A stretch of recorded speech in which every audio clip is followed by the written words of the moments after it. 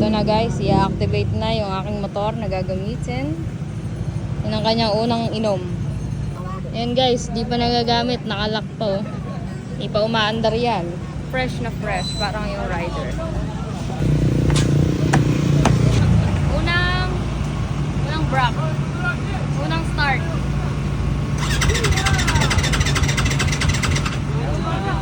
Ha?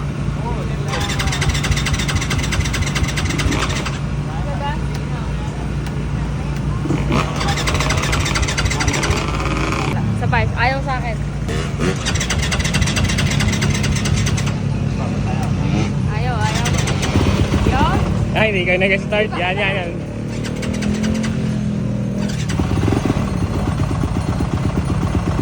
Oo, nagagamit. Dudurugin niyo ako sa Prolix. Ay, ikot ka na?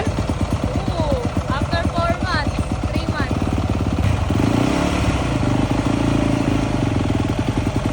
Let's go! Sana makapasok sa top 5.